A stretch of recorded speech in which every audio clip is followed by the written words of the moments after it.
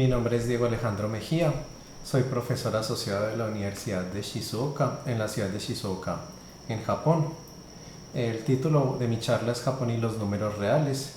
Quiero compartirles un poco sobre mi experiencia en Japón y también sobre mi área de trabajo, que es sobre la estructura de los números reales. Quiero agradecer primero a los organizadores de la sesión especial Cruzando el Estrecho de Bering, la comunidad matemática latina en Asia, por haberme invitado a ser parte de este evento. Bueno, para presentarme, primero, quiero hablarles de mi trayectoria en Japón. Yo soy de Colombia, de la ciudad de Medellín, así más o menos se ve el centro de Medellín. En 2016 me gradué del pregrado, obtuve mi título de licenciatura en matemáticas en la Universidad de Antioquia, también en Medellín. Mi curso de maestría también lo hice en Medellín, en la Universidad Nacional de Colombia, donde obtuve mi magíster en matemáticas y donde fui apoyado por la Fundación Mazda para el Arte y la Ciencia. Y después de graduarme, comencé a trabajar como profesor ocasional en la Universidad de Antioquia. Pero en mi búsqueda de dónde hacer mi doctorado, dónde es el mejor lugar para ir, en esos 2 años que trabajé como profesor ocasional, no había encontrado como esa conexión, hasta que conocí al profesor Brendle.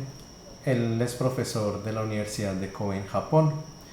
En el año 2009, precisamente en enero, él visitó Colombia, visitó la capital, Bogotá, y en la Universidad de los Andes y también en la Universidad Nacional. Él hizo un mini curso de 2 semanas sobre teoría de forcing y la estructura de la recta real. Y ahí fue cuando, conecté mucho con este tema. Desde mucho antes yo tenía muchas ganas de estudiar esto, pero en Medellín no conocía expertos en el área. Y esta fue precisamente la primera vez que me encontré con un experto en el área. Y tenía, de aquí empezaron muchas ganas de trabajar con él, de venir a Japón y comenzar mi doctorado en este tema. Hablé con él, le pregunté cuáles eran las oportunidades para venir aquí a Japón y me sugirió algo que sirvió bastante, que fue la beca Monbuka Kakusho del gobierno de Japón, la beca del Ministerio de Educación de Japón.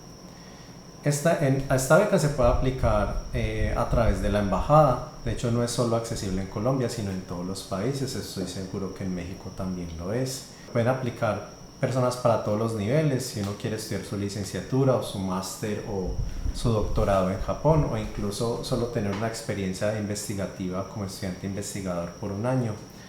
Esto es posible a través de esta beca. La beca cubre todo. Primero te incluye los tiquetes desde tu país de origen, tanto para venir y después de graduarte para regresar, y te da aquí como una especie de salario para que tú puedas vivir aquí mientras estás estudiando. Y todos los años hay convocatorias. Personas interesadas en México pueden consultar en la embajada para averiguar como todos los detalles de esta información. Pero yo fui muy afortunado por haber recibido esta beca, y con esto logré este sueño de poder venir a Japón y especialmente a trabajar en este tema en el que tanto estaba interesado. Entonces en abril de 2010, de ahí ya fue que me moví de Medellín hacia Japón, en particular hacia la ciudad de Kobe.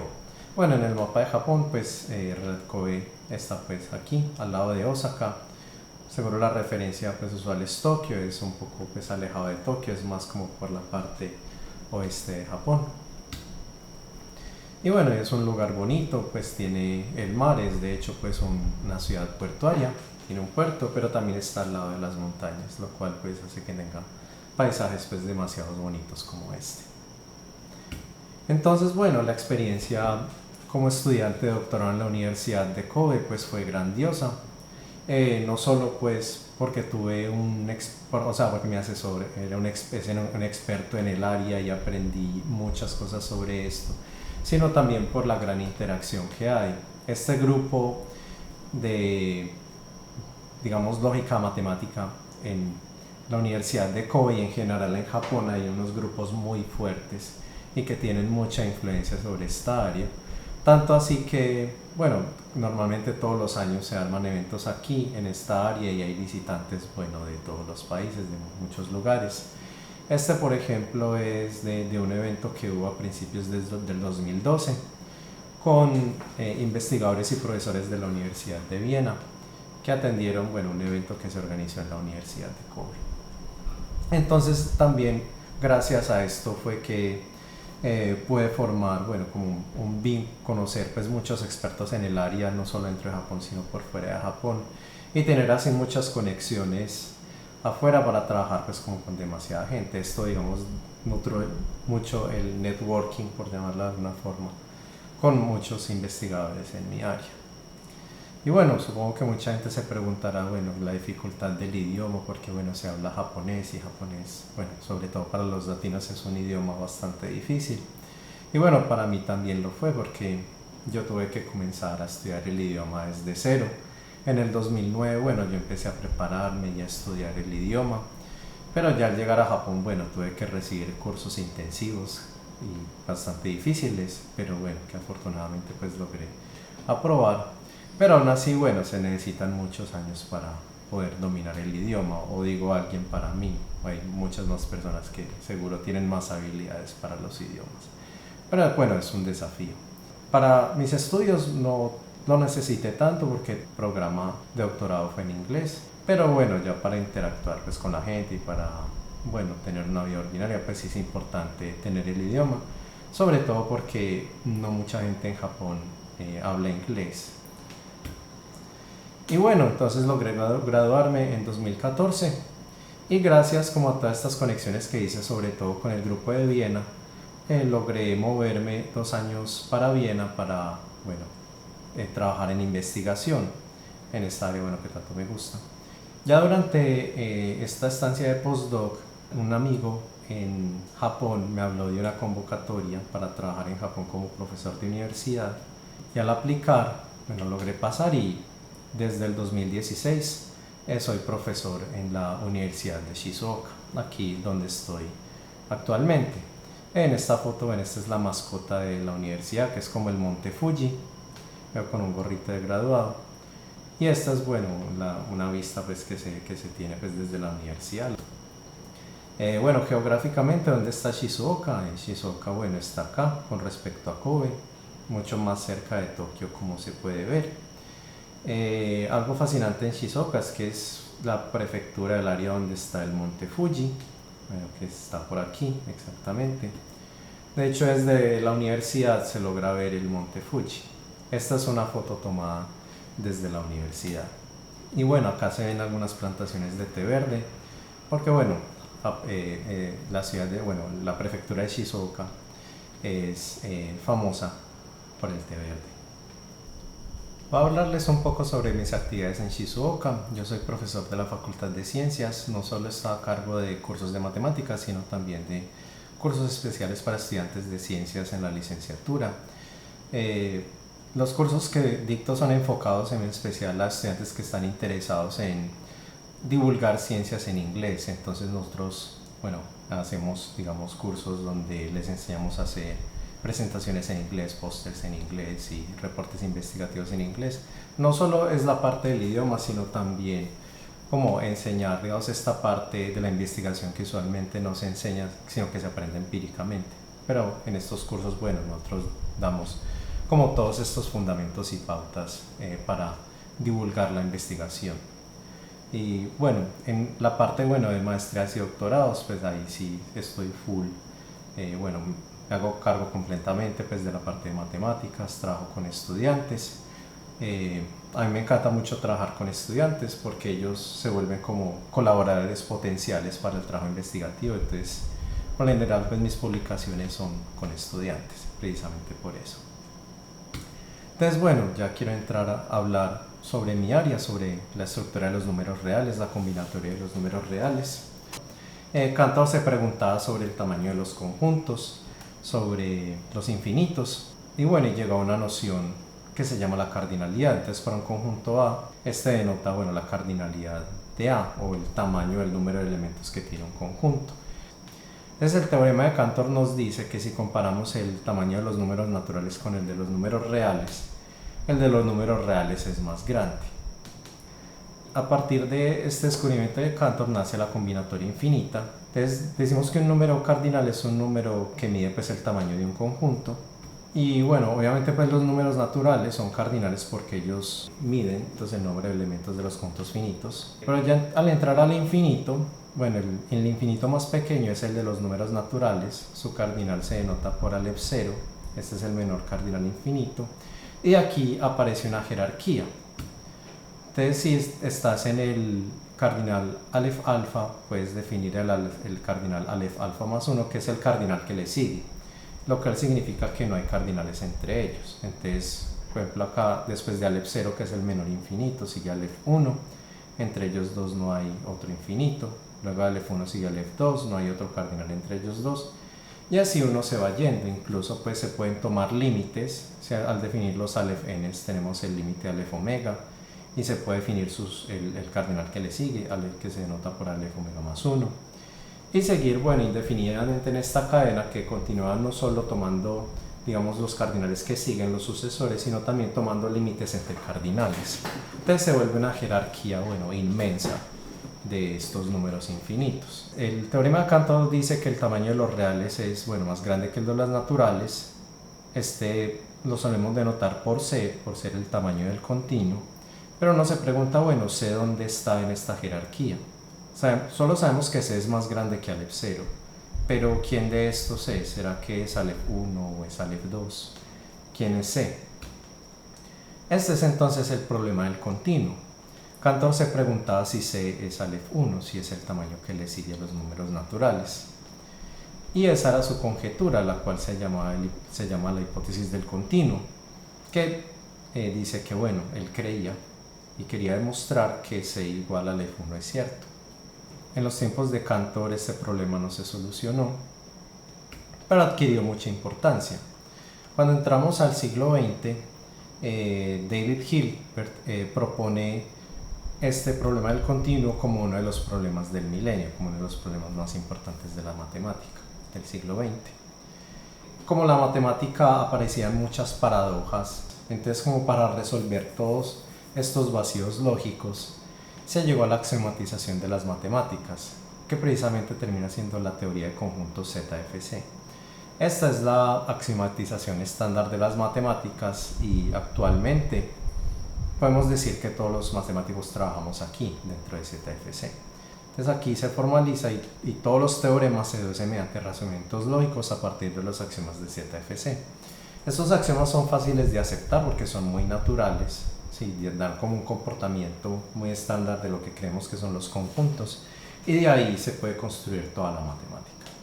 Y aquí, bueno, vienen descubrimientos importantes respecto a la lógica matemática, que es el teorema de incompletez de Gödel, que dice que ninguna teoría es completa. Van a haber fórmulas o formulaciones que no van a estar al alcance de las matemáticas, que no se van a poder probar ni refutar, y una de ellas puede terminar siendo la hipótesis del continuo. Gödel demuestra que en ZFC no se puede deducir, no se puede probar que CH es falsa, que la hipótesis del continuo es falsa. Entonces uno podría decir aquí, entonces tiene que ser verdadera. Bueno, él solo garantizó que no puede ser, o sea, que no es falsa, pero eso no significa que ZFC vaya a decir que sí, que es cierta. Y efectivamente este es el caso. Años después, en el 63, Paul Cohen demostró que ZFC no puede deducir la hipótesis del continuo, lo cual indica que la hipótesis del continuo es una de estas afirmaciones que se escapan de nuestra axiomatización matemática, de nuestro fundamento matemático. La resolución de este problema o las técnicas que Paul Cohen creó para demostrar esto, pues lo hicieron merecedor de la medalla Fields, y la teoría de forcing se volvió uno de los fundamentos o una de las herramientas potentes dentro de la teoría de conjuntos, dentro del fundamento de las matemáticas, y por ende, en relación a como tiene tanta conexión con los números reales, también se vuelve fundamental para el estudio de los números reales. La teoría de forcing de Cohen, ¿en qué consiste? Nosotros o bueno, las matemáticas viven en cierto universo, en el universo de los conjuntos, que solemos denotar por B. Y este lo podemos llamar el universo de los conjuntos o el universo matemático. La teoría de forcing es entonces una herramienta que nos permite expandir el universo de una forma virtual, por decirlo así. Entonces aquí agregamos nuevos objetos, o sea, tenemos primero como una especie de maquinario en orden parcial que llamamos noción de forcing, y con ese construimos algo que llamamos extensión genérica del universo, que es sí, como una expansión del universo. Entonces contiene al universo, pero hay más cosas, uno agrega más cosas, y entre esas cosas que uno puede agregar, o sea, dependiendo del P que uno use, uno puede terminar agregando nuevos números reales. Pero lo interesante es que los axiomas de ZFC siguen siendo válidos en este nuevo universo. Esto es como construir un modelo entonces de las matemáticas donde puedan suceder otro tipo de cosas que uno no pueda decidir dentro de B o que no pueda probar en ZFC. Y esto es lo que sucede con la hipótesis del continuo.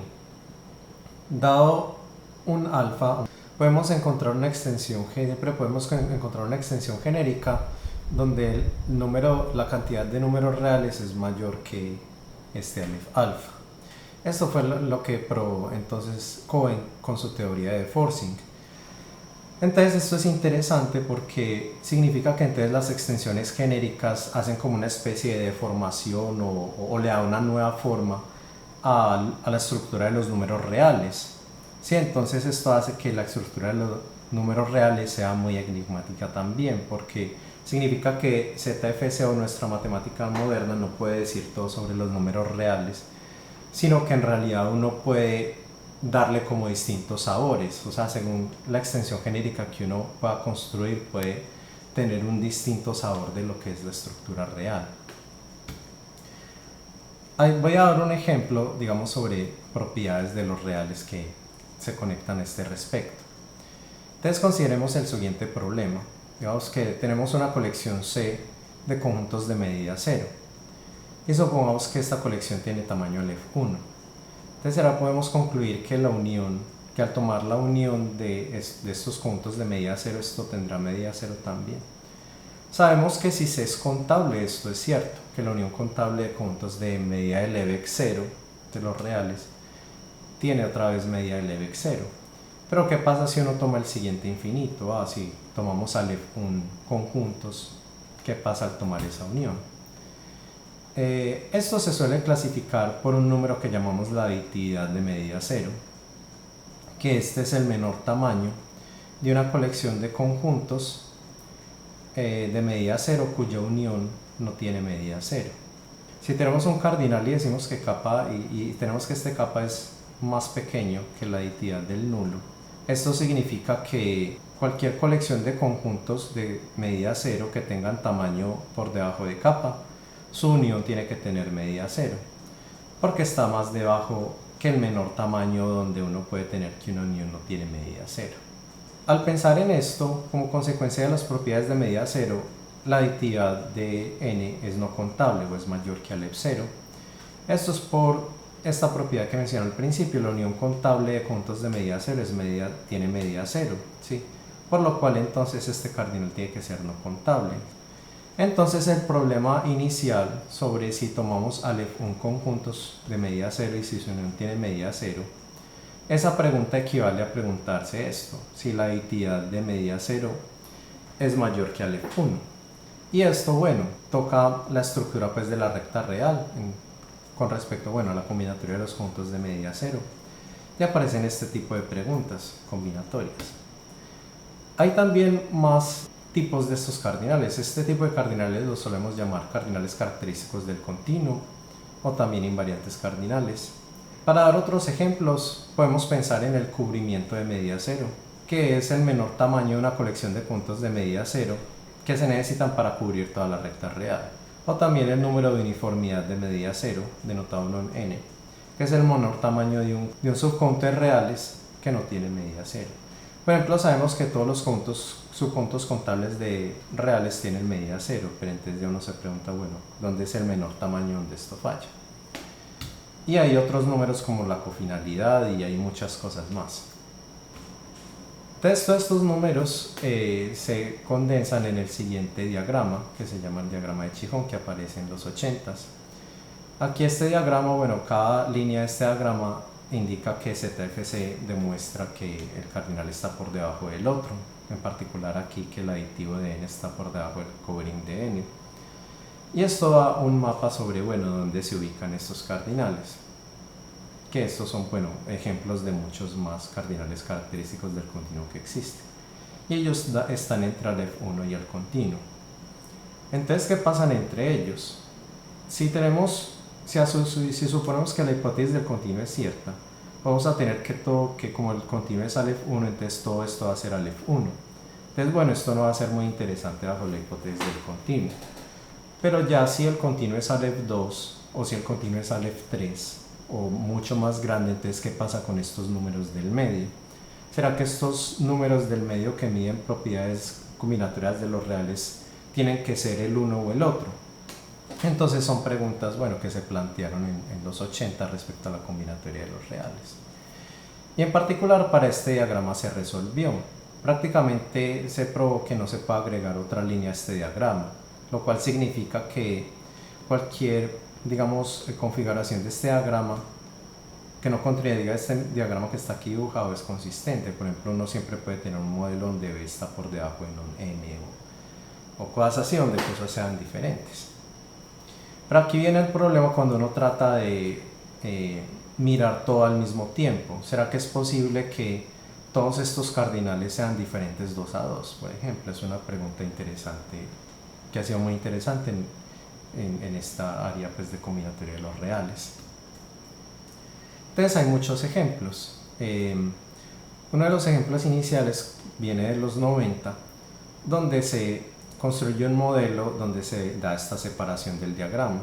Aquí con separación quiero decir que uno puede separar el diagrama en regiones donde todos tienen diferente valor. Por ejemplo, esta región acá del lambda, todos son diferentes a esta región del mío, ¿sí? Mientras que acá estos dos tienen el mismo valor.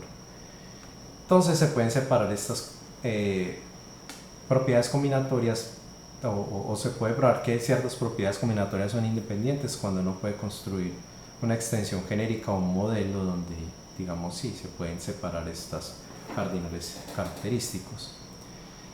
Y a esto se le asocian métodos de forcing. Entonces, uno de los primeros métodos de forcing que ha aparecido, que incluso viene en los 70s, que es iteraciones de soporte finito, este se puede usar para separar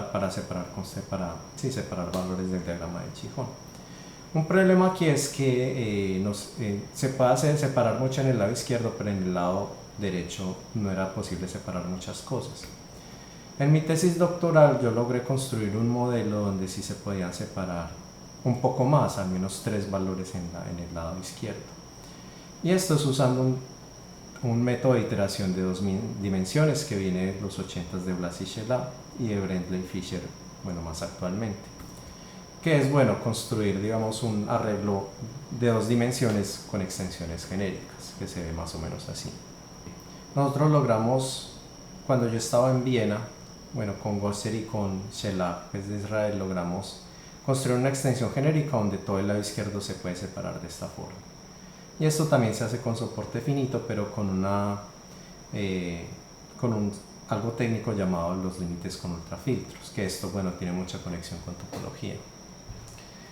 Y aquí entonces para separar el lado derecho se logró resolver. Esto lo hicieron Gosser y Kellner de Austria junto con Shelah, pues, de Jerusalén, y este resultado apareció publicado en el Annals of Mathematics. Ellos probaron que suponiendo 4 cardinales compactos uno puede encontrar una extensión genérica donde todo el diagrama de Chijón se puede separar. Este es como el máximo número de valores en que se puede separar. Hay una tecnicalidad aquí, es que se utilizan 4 cardinales compactos. El problema de esto es que ZFC no puede demostrar que existen cardinales compactos. Entonces ellos están trabajando de hecho en un formalismo mucho más fuerte que ZFC. Entonces utilizaron como este artificio que dan unas herramientas demasiado potentes para construir la extensión genérica.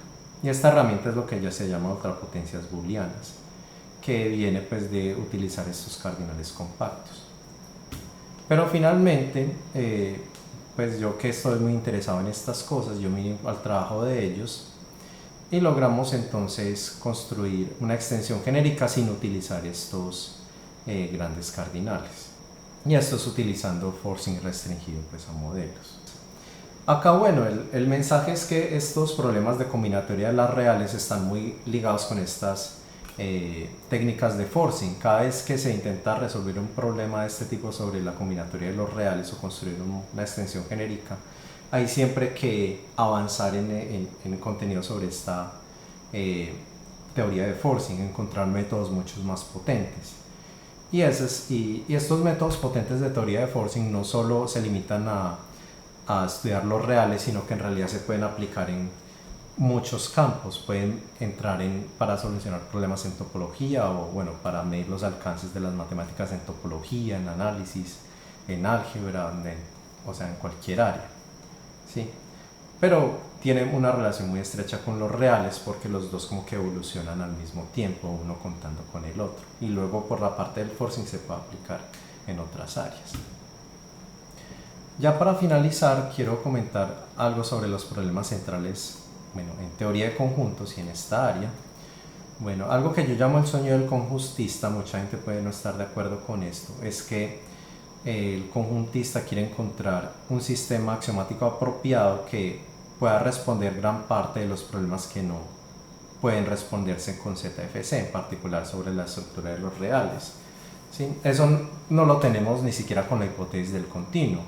Sí, solo sabemos que la hipótesis del continuo no se puede resolver en ZFC, pero queremos un sistema axiomático más fuerte que pueda ser aceptado por toda la comunidad matemática y que se vuelva como el nuevo sistema, dejando ZFC atrás, que pueda resolver CH y que pueda resolver muchas cosas que no se pueden resolver hasta el momento sobre los reales o también en topología y en otras áreas, ¿sí?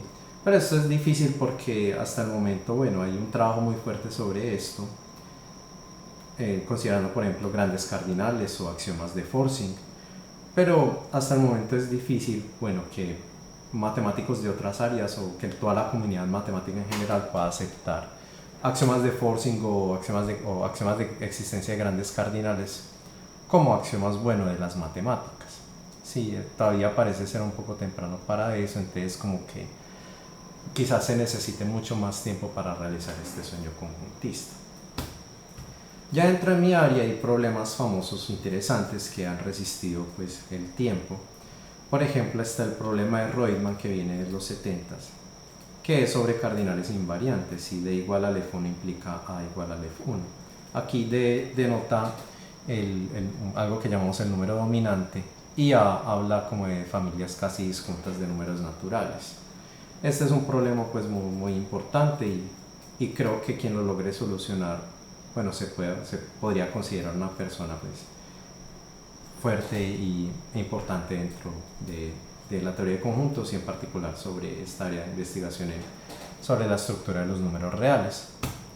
Y otro problema, bueno, que es muy interesante es si es consistente con ZFC que no existan P puntos ni Q puntos. Esto viene de la compactificación de Stone de los números naturales con la topología discreta. La compactificación, bueno, es el conjunto de ultrafiltros, por decir algo así. Entonces aparecen, bueno, hay muchos tipos de ultrafiltros de estos puntos. Entonces hay unos muy característicos llamados P puntos y Q puntos. La cuestión es que ZFC no puede mostrar la existencia de P puntos y tampoco puede demostrar la existencia de Q puntos. O sea, en todas las extensiones genéricas que se han construido, siempre que no hay un P punto, entonces hay un Q punto, o si no hay Q puntos, entonces tiene que haber un P punto.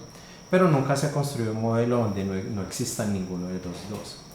Entonces no se sabe, por ejemplo, si ZFC puede probar que tiene que existir alguno de los dos. Y hay muchos problemas más y también muchas cosas, muchos puntos sobre teoría de conjuntos que no toqué en este momento, como la teoría de estrictividad de conjuntos, que estudia pues muy a fondo como la estructura de la definibilidad de conjuntos de reales. Y hay muchas cosas más, es un área muy amplia, pero bueno, esto era solo como para dar un sabor de esta área de investigación.